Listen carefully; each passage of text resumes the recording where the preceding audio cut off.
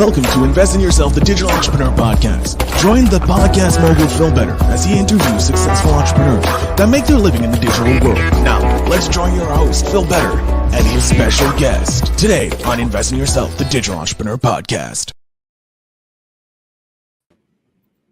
Welcome back to another exciting episode of Invest in Yourself, the Digital Entrepreneur Podcast. I'm, of course, your host with the most, Phil Better, and today we have a guest whose multifaceted career and passion for personal branding will leave you inspired and motivated. Our guest today is a true Renaissance man in the world of business and personal development. He's a businessman, author, creator, podcast host, private investor, and, of course, a speaker. He's best known for his groundbreaking work in personal branding and is the founder of Mashman Ventures, a leading public relations firm that helps individuals and businesses enhance their public image and influence. In addition to his work at Mashable Ventures, he is an active investor through his business Mashable Properties and Mashman Investments. He's also the author of the insightful book, Personal Branding, a manifesto on fame and influence, which has garnered attention for its profound insights and into building a powerful personal brand. His expertise just doesn't stop there. As a renowned podcast host and guest, he shares his wealth of knowledge and expertise with ambitious audiences across the world.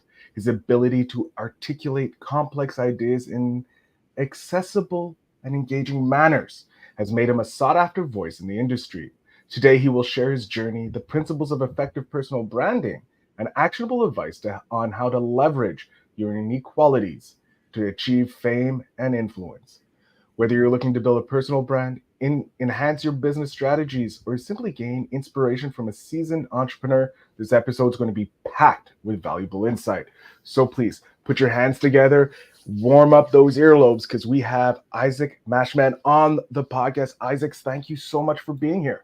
Phil, man, honored. And man, I must have sent you the wrong media kit. Mashman Ventures is a thing of the past. Maybe throw it in my mouth. No, it's Mashman Consulting Group. Got to disclose that ahead of time. I dissolved Mashman Ventures a couple months ago now and launched a brand new venture out of Little Rock, Arkansas, Mashman Consulting Group. So similar vision, but it's a consulting firm. I love it. I love it. Well, it must have been just before you consolidated when you signed. Yeah, up. That's probably the reason. But doesn't matter. You're here now. Mashable Consulting. It's going to be great. I'm going to love it. I want to learn a bit about why you decided to consolidate, change it, shut down. But we're going to start with the first question I always ask: why did you get into the world of entrepreneurship? What was it that sparked the decision to shoo off corporate life or the traditional path and go and create your own path?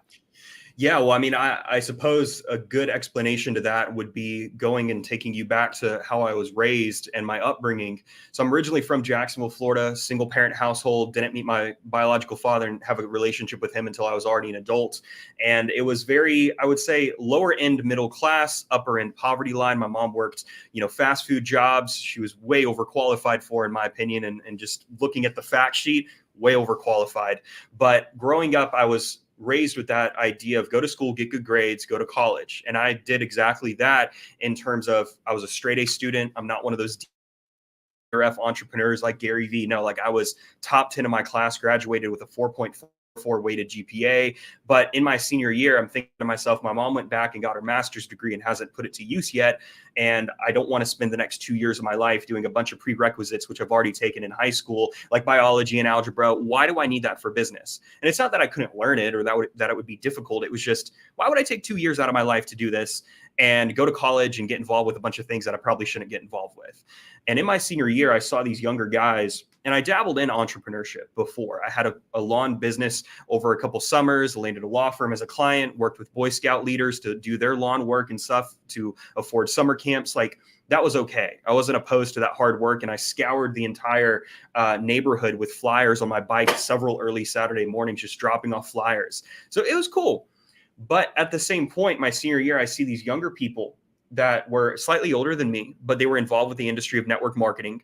And then I kind of stumbled on Gary Vaynerchuk, and then I stumbled into the entrepreneur space, and I saw this young guy. And so I created an Instagram page and started to try to do that influencer kind of perspective.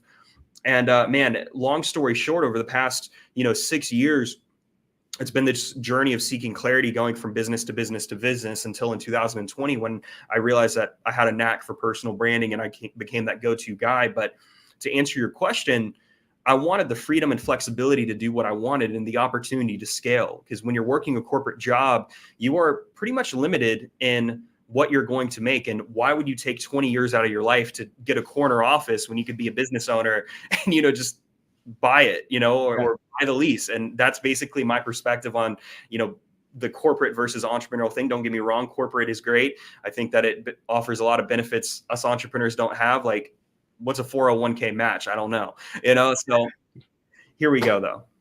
I love it. I love how, like most entrepreneurs, it was the freedom to decide. And I love how you just said, why work 20 years to get a corporate office, a corner office in corporate world, when you can just go out and buy the corner office and start there and just work your way up into the bigger offices. You mentioned you started little side hustles, if you will, when you were younger, your little entrepreneurial ventures, cutting lawns and that. What was the first big client that you got when you decided to go full force into the world of personal branding and that?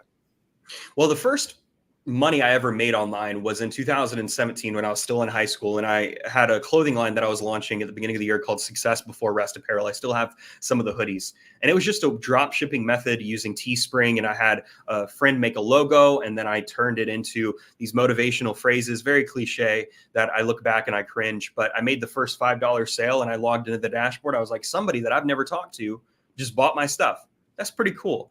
But it was in 2019 when I made my first $1,000 client, which I think really set the stage for future things. And I'm still great friends with him. I consider him a mentor. He's a close personal friend of mine now today. And it was to help manage his podcast and get it up off the ground. And it was right before I was planning on going over to France for a trip. And that $1,000 came in, and I'm thinking to myself, holy hell, man, when I was working in Publix or working at, doing some barbecue joint prep in the back, I had to work, 4 weeks to make that kind of money. And now I just got paid $1,000, and it'll take me, 10 hours of my time, but this is really cool. And that breaking point, really, number one, I asked, and number two, I was like, I looked at other people, what they were charging for similar service. And for some reason, 1,000 just felt comfortable, but still it was a reach. And as soon as that closed and got the ball rolling, I was like, man, the opportunities are endless here. And, before then I was doing those small coaching gigs, $100, not coaching in terms of let me be your life coach, but social media and just helping people in minor ways. And over the time, and as time developed, I got better and better with what my offering was and what I wanted to do. And eventually I realized I didn't want to do any done for you services. I absolutely abhor that. So hence I'm in the consulting world. I like that. And the reason you dislike the done for you services because it takes more time away from you, right? And your overhead, because you have to, if you don't do it, you have to hire someone to do it for you, and that means less income coming in. When did you hire your first person to help? That was, go ahead. Go ahead. Sorry. No. It was just to free up your time was the finish of the question. But when was the first time you hired someone? Well, in Mashman Ventures, when I was first building the team out, I wanted to make sure that I did it in a way that would reduce overhead for me. So rather than hiring for, hey, this is $1,000 every single month paying you, it was commission based off of clients that were coming in based off a need. So it was effectively white label, which is a really easy overhead and introduction into the world of business. If you want to expand your team, bring on independent contractors, align their success with your own success, and have them work on commission basis while offering them training and whatever service you might be providing, so they get the benefit of, hey, if you need help with your personal brand, you could come to me and I can help you, free of charge. And what I need you to do is offer your services on a commission basis to people that I bring you. Then I brought on my chief consultant, who's actually coming on board as the COO for Mashman Consulting Group in the next couple of months, Eric Chow, as a consultant. And I took some of the best aspects of network marketing in the terms of building not a hierarchical structure based off of recruitment, but based off of performance. And so I brought him on, I trained him over the span of a summer, and then I had him go out and close his own clients of the firm. And so as he was working with his own business owners and his own clientele, the firm would get a cut of that. And then he was also making much more money than he would possibly be able to make when he was tutoring or, when he was first getting started. And so it was really a huge leap of faith, but it was something that if I'm thinking about my long-term vision here, having 500 consultants and going from a corner office to eventually owning an entire floor, like that's what it's required. And, you don't have to necessarily hire somebody on a recurring basis to save yourself time. You could hire somebody just to edit your videos using Fiverr, or somebody in your network. You could hire somebody, for a couple $100 to help you with your taxes. That's a form of delegation, right? That needs to be done. That's very true. I love that, that even pointing out that someone doing your taxes is another form of delegation, because most people don't think of it as a form of delegation. And it works for, it works for if you're an entrepreneur or not, because if you hand someone your taxes, you're delegating a task that you're not either able to do, you're not wise enough to do, or it's not worth your time to learn all the intricacies of how to, save you the money in the taxes. Why was it personal branding? What was it about personal branding that called to you, that called to your core? I didn't want to do something that everybody else was doing. And that's really the main answer here, because in 2020, I saw that every social media agency, the Ty Lopez's, right, the courses, the SMMA bros, they were all focusing on the business. What about the business owner, right? And I viewed that as this blue ocean market opportunity to move in, because there were other people in the personal branding space, but it was very limited in the sense of, a lot of times you work with a personal brand coach or consultant, they'll only focus on social media, and they won't factor in the macro approach of, let's talk about your book, your podcast, your public speaking, your Google presence, and your social media, and your in-person relationships, and your in-person opportunities, and how you can leverage your personal brand to grow your business, and why you're even growing it in the first place. And so rather than taking this very short-sighted approach, I wanted to work with people on a bunch of different spectrums. And it's also a lot of fun, because I'm not just working with doctors or dentists. I'm working with business owners, podcasters, authors, entertainers, executives. And eventually I would like to get into a little bit of that corporate white collar traditional thing, to where I could work with an executive of Coca-Cola or Stevens Inc., like the building that I have, in the background. This is Regions, but Stevens is right there. And being able to say, hey, this is how you as a corporate or a corporate executive can help shape the image of your company in a positive manner and grow sales, and also get benefits of your own, like, your own engagements, your own things that are outside of your career. I love that. And I want to ask, since you're in the personal branding space and you've been an entrepreneur for a while, have you noticed a change in the consumer's approach, them wanting to be less, see this, because we both grew up with the big corporate overlords, if you will, with their faceless, we don't know who they are. And then you started getting like the Elon Musks and the Bill Gates and those people. Do you find consumers are more loyal, if you will? I don't want to really say loyal, because loyalty today is changing, but do you find that consumers feel more connected to a brand when there is this personal face to it? Absolutely. And if you're talking about brand loyalty, it's not like the 50s or 60s where grandparents used the same kind of toothpaste until the day they died, or they drank the same Folgers cup of coffee or Maxwell House coffee until the day they died. We don't have that brand loyalty today. And a couple, if we think about those early days, even I've read articles from like Napoleon Hill or Edward Bernays in Propaganda, and they get hit with 500 marketing messages a day. Well, now it's more like 5,000, right? And you think about that, influx of information, and your brain is shifting through and making all these different decisions. And just the other day, I saw a car in front of me, and it was a truck, small business here, and the license plate was G Garage, right? Great garages. And the other day when we were driving, my fiance said, hey, isn't that from the truck, right? The license plate was G Garages. Like, isn't that the same company? I was like, absolutely. Like, that's such a simple form of branding, a simple form of marketing. And thinking about the lack of brand loyalty today, I believe that companies need to really put a face to the brand so there can be an emotional connection, because the brands struggle to have that emotional tie. And you think about why somebody would want to hire a CEO that is well known in a certain avenue. I'm thinking about the Chipotle CEO, right, who was recently poached. And as soon as he was poached, the stock price shot up. And why is that? Because of that person's personal brand. They knew that this CEO would be able to do something exceptional for the company. Hence, the market views it in a favorable sense and increases the valuation of the company. And so people are searching on a deep level to connect deeper than just okay, this is, let's say, Trader Joe's, but now imagine the Trader Joe's CEO comes on and talks about how he worked from being a bag clerk to, becoming that CEO, or sharing stories. Like, storytelling is such an effective way to establish long-term relationships rather than short-form sales. I love that. I kind of want to touch on, since you brought up storytelling, which is something very important, because we are a society of storytellers, right?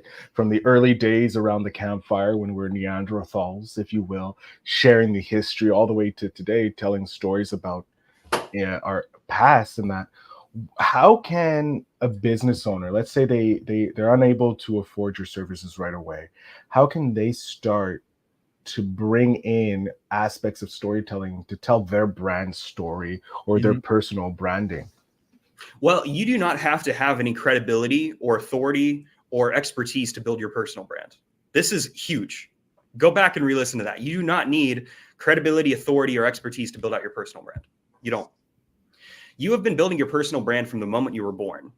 You went through school, you were the class clown, you were the teacher's pet. You went to college, you had your group of friends, you were the frat bro, or you were the student who was in the library nonstop. You go into your career, you build those relationships, you get hired based off your personal brand. Your resume is effectively your personal brand speaking for you on a piece of paper, albeit very impersonal. And so people are really wanting to connect with individuals. I saw a post the other day from a realtor, and she's like, how much I made in, so far as a realtor in 2024. She's like 23 years old. She's like, January, 10,000, February, 0, March, 8,000. And then she's like, April, 0. Right. And so she showed that. And I went to the comment section. It was the most wholesome comment section I've ever seen, because it was like, thank you so much for being transparent. She's not going and marketing herself as I am the #1 realtor. She's saying that I am starting out in real estate, and this is what I'm making. These are the highs, these are the lows. People like that. Now, you could argue and say that's authentic, right? You're really just showcasing yourself without having to fabricate some lie.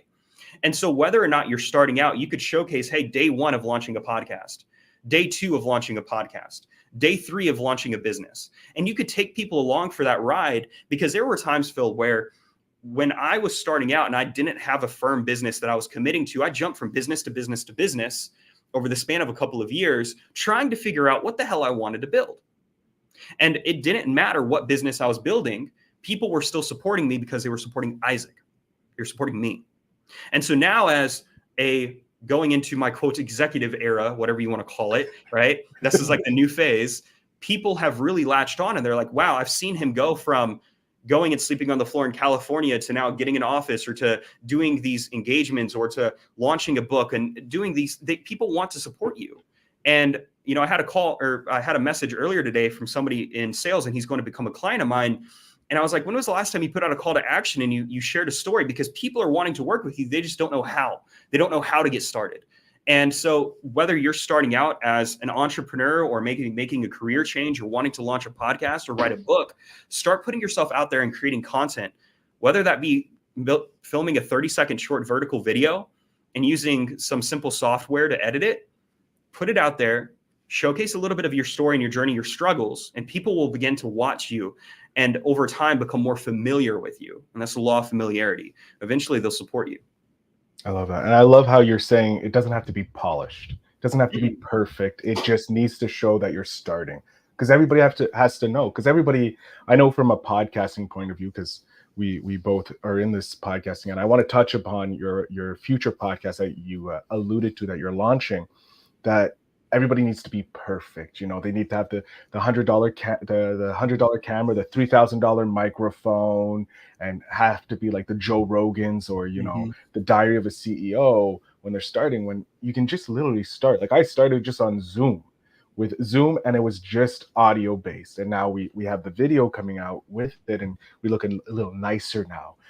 But yeah, I love how you're saying, like, just start. It doesn't have to be perfect. You just need to show your start. And you, like the real estate person, some months you're going to be good, some months you're going to be bad, but people are going to they're going to fall in love with you and want to be supportive of you. And it's very true. There's a realtor friend of mine that I'm like, that when I buy my house, I'm going to them, because I followed their journey from starting as a stand-up comic to being a realtor. And I want to support that. And that's how you build that brand loyalty. I love it. And I just realizing it connects in my head. Mhm. I want to get maybe before we jump into your podcast, a bit of a personal reflection on your journey so far as a businessman, author, podcast host, now as an executive, if you will. Has there been any pivotal moments or challenges that have significantly shaped your approach to the personal branding business?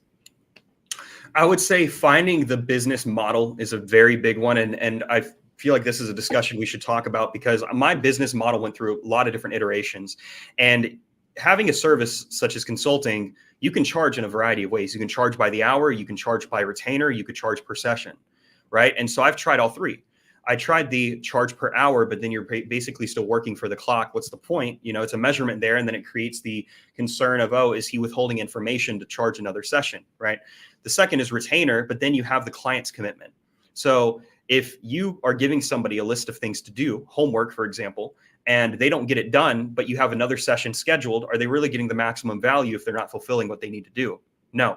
And then plus you have issues when it comes to client expectations and managing that in an ethical way. That is one of the biggest things, really setting the expectation for the clients. And I had a situation 2 years ago with a client, and he made my life complete hell because he paid for an entire year worth of service, sent $5,000 on Christmas Day, and then 2 months later wanted a full refund practically.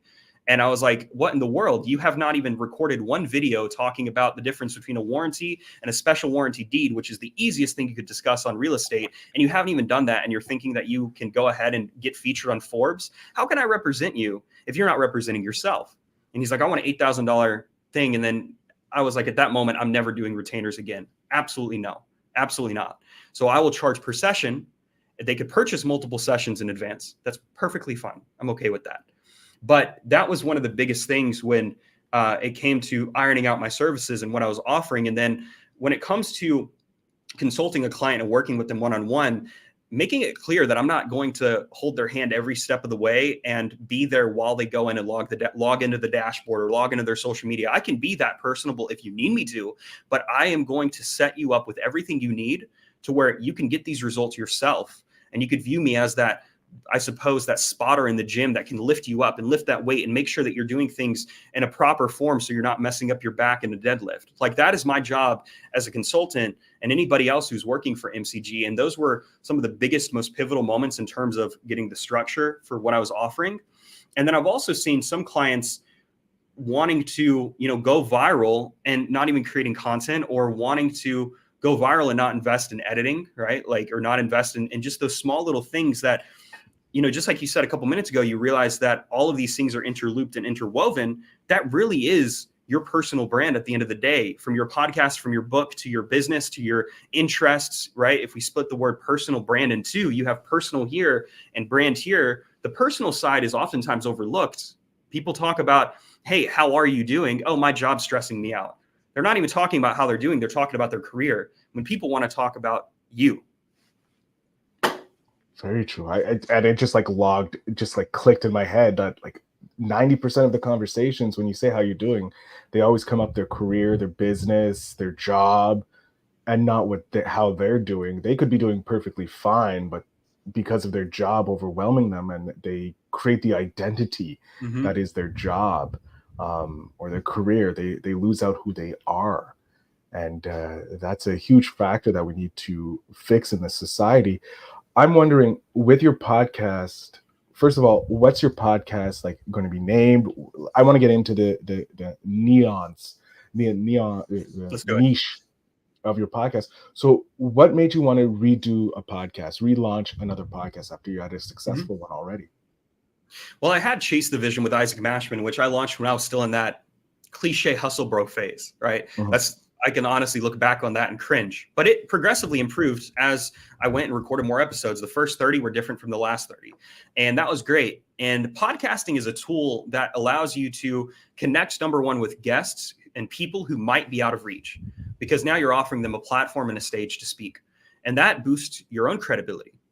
Then it also offers you an opportunity to talk about subjects that can boost your individual credibility, such as, hey, let me talk about personal branding on this episode, or public relations, or let me share a story. And so it's a very personable way to connect with your audience. And then you could take that audio and that video and promote it for social media content and break that down. It's great from a visibility standpoint in Google. The SEO is very strong. You could take those transcripts. AI tools are making transcripts really easy to get now rather than logging the words yourself. Take those transcripts, turn them into long form blog posts. Great. So you have like 3 or 4 different ways of using podcasting right there just within the past 60 seconds. And I stopped recording episodes for Chase the Vision in June of 2022 after crossing 100 episodes because I felt like it was cliche. And that was when I entered into this stage in my own life where I'm really figuring out what's next for me. And how can I go from being that entrepreneur online to, no, I am business owner, consultant, executive, public figure, next level, next everything. And it took me a little bit of time to discover what that would be. And so I'm really excited to announce that before the end of this year, I'm launching my new show, Call It Excessive, with Mashman. And this is almost a play off of my record label that I was building at one point called Excess Records. And I stopped doing that venture after I left California, obviously, and that's what led into Mashman Ventures. But the idea of the show is talking with people who had to do something that others would call excessive to achieve success. And not just in the business space, but in the celebrity space, in the artist and music space, also in the business space, yes, of course, talking about, hey, what were the risks? What were the leaps of faith? What were the challenges? What were the things that you did that people around you were like, man, that's so excessive. Do you really need to do that? Do you really need to work that hard? Do you really need to, post all of that content? Just those different things. Do you really need to be that aggressive with your lifestyle? And having the conversation around the 2 masks, right?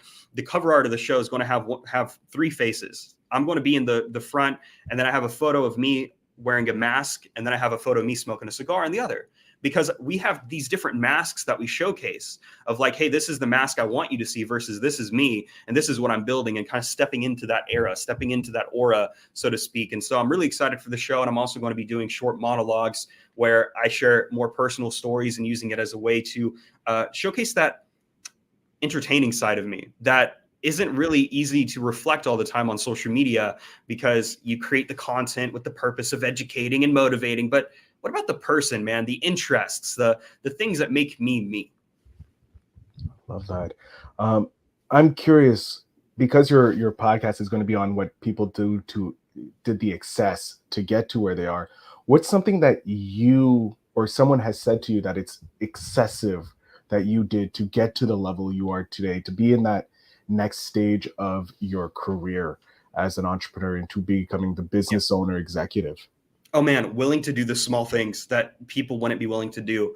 I can think of several of those off the top of my head, from leaving a business card in a Barnes and Noble in Los Angeles. I left my business cards in Gary Vaynerchuk's book and Grant Cardone and everybody else. And somebody bought a book a couple weeks later. I got a message on Instagram saying, hey, I bought your book and I found your card, right? Pretty cool. And those different minor tasks from, I'm thinking about when you fill out a profile on social media, a lot of times you will leave a space or a period or a comma or something where it shouldn't be. And you have to be very detail oriented when building out your personal brand and be willing to make it look polished and perfect. You won't have it automatically. Like I don't expect anybody listening here to have like the perfect marketing message, but being willing to take those extra steps to polish things in time, that in of itself could be considered excessive. Or wearing your own merchandise and never wearing another person's brand, right? That's big. You could say that's excessive. Hey, like this shirt right here might have a little logo on it, but I'm covering it up for the interview, right? And when I get my own hoodies made for MCG, I'm not going to be wearing Nike hoodies or Reebok hoodies. I'm going to be wearing MCG hoodies everywhere I go. It doesn't matter if I'm going out in public for a quick dinner. It doesn't matter if I'm going to the office. I'm going to be wearing my own merchandise. That could be excessive. But you have to get in this mindset of, hey, I am a business owner. I'm a walking, talking billboard, and my personal brand is a promoter that's working for me 24/7, even if I'm sleeping. And to the average person who's not in that mindset of creation, but consumerism, would view everything that I just mentioned as that is excessive, that's over the top. It's kind of like the the things online of like going and doing a cold plunge. Do you really need to do a cold plunge? And we shouldn't make fun of that because those are things that work. I love that. I love how we are the walking billboards for a business. We may not be able to shell out $10,000 to have a billboard advertising center in the middle of Times Square, but wearing a hoodie that says your brand on it with a little QR code or something that someone can snap a picture of and find out more about you, that's going to hit 1,000 more people than that billboard in New York, in Times Square. I want to talk about the future. Where do you see yourself in 10 years? Because you've already had a crazy route already. Where do you see yourself going in 10 years? We snap our fingers, 10 years in the future. What is the consulting group? Are you on to your next venture? Are you now head of Pepsi? What are you doing? Everything that I'm doing for clients is we help emerging and established public figures optimize and scale their personal brands. Optimize is things we can improve, cracks we can fill, things that you might not have thought about, improving your distribution, improving your strategy. I'm falling underneath the second category of who I'm serving, scaling. And so the next 10 years will be 100% about scaling. That means speaking on larger stages, speaking on more stages, accelerating my personal brand in front of millions of people across social media, millions of streams on podcasts, as well as really showcasing and building myself as that credible public figure. I've had glimpses of this over the past year I've had these aha moments like, man, I'm getting emails every single day to invest in companies or to, work with people. And these are individuals that are taking time out of their days, finding my information and sending me an email. I cannot overlook that. And so it's really going to be scaling. And you ask in terms of, am I still building MCG or am I the head of Pepsi? Mashman Consulting Group will have 500 consultants by 2035. They will be people that will be personally trained by me and my team. They will be working for the firm and going out and helping other business owners, such as yourself or anybody listening, on varying levels. Not going to necessarily have to only work with high-level executives, but making it accessible, whether it's $500 or $750 to start, and just helping people get their personal brands out there. So building MCG into this empire, 9 figures, highly successful. I can take that capital, invest in commercial real estate, my own real estate, do some venture capital, angel capital, all that good stuff, right? So having that vehicle towards other investments and then scaling my own personal brand in my own life and having the family and having the house on 100 acres of property. That's really the next 10 years and striving, my purpose in life is to live up to my potential. And that will be what that next decade encapsulates. So by the time I'm 35, things will be really where I want to be. I don't think that there's any reason why I won't be able to get there. I love that. And speaking of reaching your potential, that takes a lot of investing in yourself. What are some of the things that you do to invest in yourself, to bring yourself to being able to reach those goals that you have, those very high goals that you have for your personal brand in that? Mm-hmm. Reverse engineer the successes. And this is huge. So for example, if you want to get into shape, you reverse engineer the things that you're doing that will not be conducive to, losing weight or getting into better shape. So one of the big things is not just doing a workout, but actually pushing myself in that workout. So I don't just want to go on a hike. I want to wear a weighted vest, right? And these are things also from a mindset point of view that help me feel even better. By the time I get home, I'm like, man, I compare when I just go for a hike in the local park or whatever, 2.5 miles, and I come home, I'm like, all right, that was cool. Versus I come home after wearing the 40-pound weighted vest for that 2.5 mile hike with elevation. I'm like, man, I'm exhausted, but I take my vest off and I'm like, whew, I feel light. This is good. I feel good. Those different things that can make it a little bit more challenging.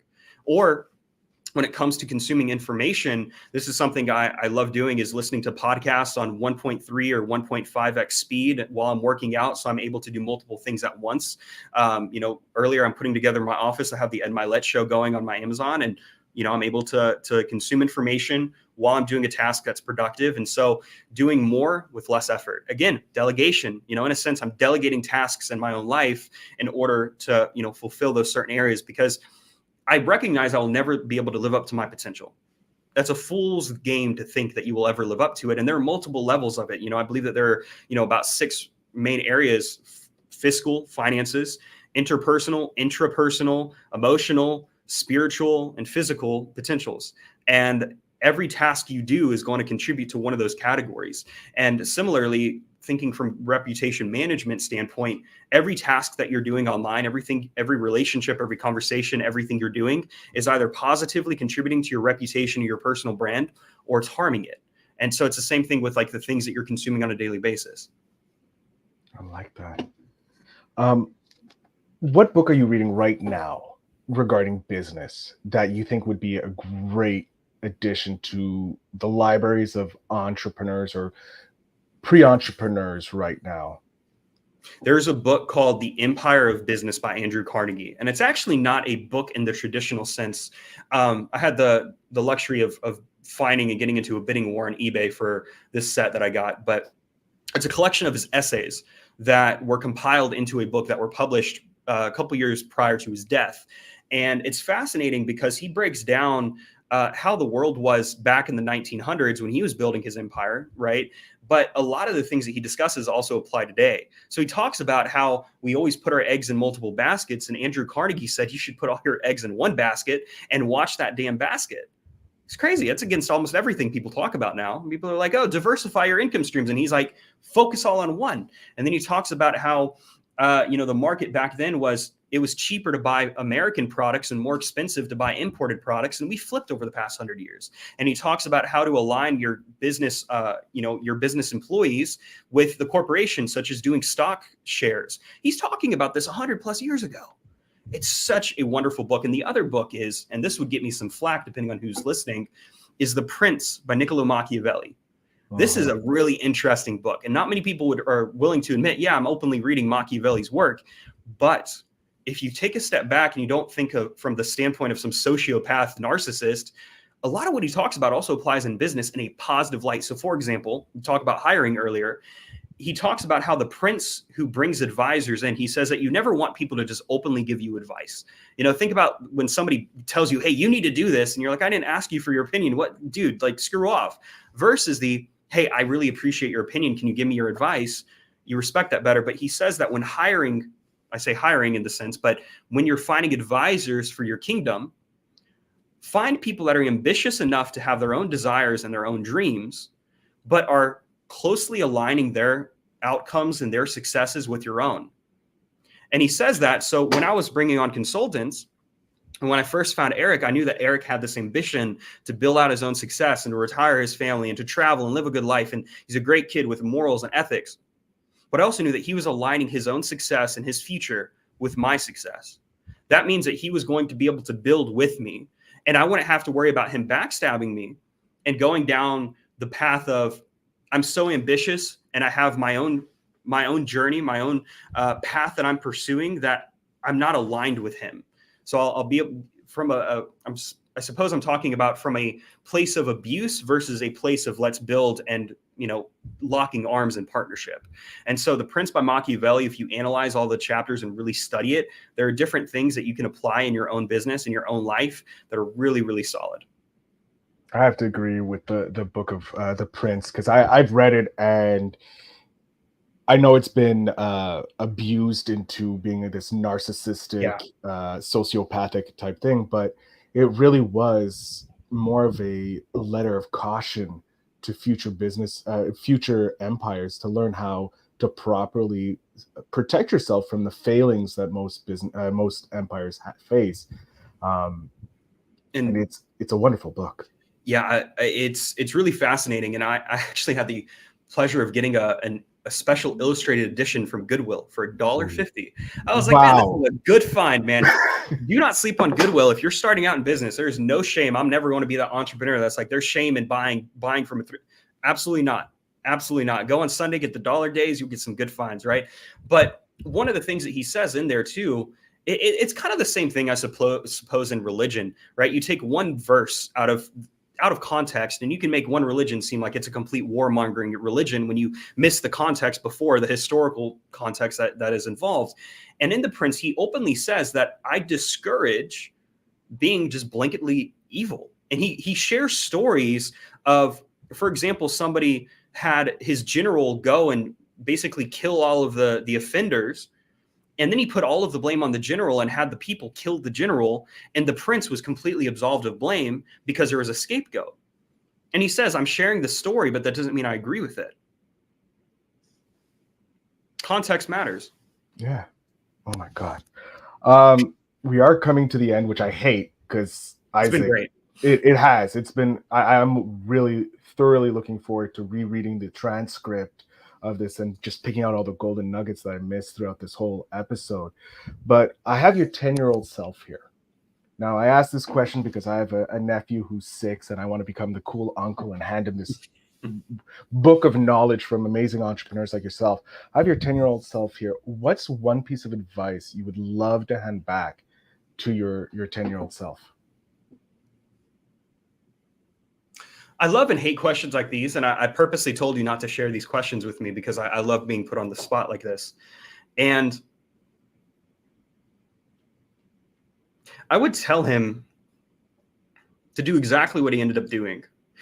And I know that it might be the easy way out here, but there are a lot of things that I could have done better when I was a kid. And, single parent household, my mom remarried.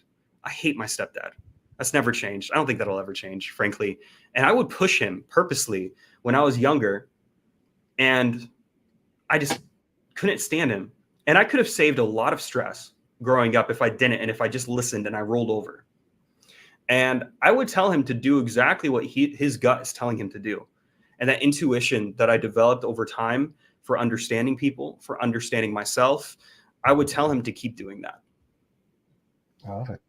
Keep going. Trust your intuition. Trust your gut, because it'll help you get there, even if it puts you at odds with people. I think that's a great piece of advice. Intuition is so big to develop, and most people overlook that. It's like if your gut is telling you something, it's probably telling you for a reason. Intuition is instinctual, and so much as it is being able to understand human psyche and understand situations as they come. I mean, think about from a sales standpoint, your intuition tells you when you can make the close or when you shouldn't, right? It's like, my intuition's telling me that this person is primed and ready to work with me, versus let me provide more context, more information, and then that increases my chances of getting that close and offering them something they really need. I love it. Isaac, I'm going to jump off the stage here. I want you to talk to my audience. Tell them where they can connect with you, how they can possibly become a client of your consultant firm or your empire in the making as it is. So the floor, sir, is yours.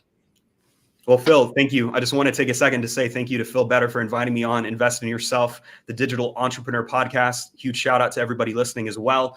The number one thing that I would leave you with would be, you do not have to be some guru or, ultra successful person to build out your personal brand.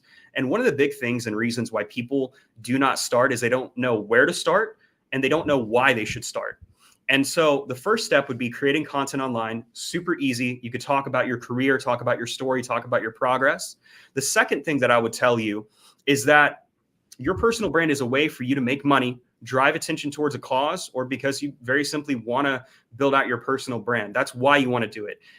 If you already have one, you might as well consciously leverage it. Now, you can find me everywhere online. Just go to Google, type in Isaac Mashman. You could go to Instagram or Facebook and connect with me, or go to my website, isaacmashman.com. And to work with me personally, you could go to mashmancg.com. And I have this really cool AI chatbot that we've been building called KPI, and it'll lead you into the next steps.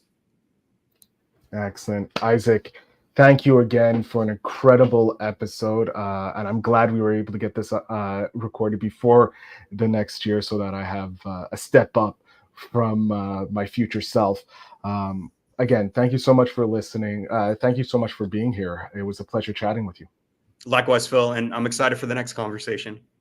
To my audience, make sure you check out the show notes down below. I'll make sure you have all the links to connect with Isaac there, and try out his chatbot. I thank you so much for listening and so much for tuning in. And as always, remember to invest in yourself.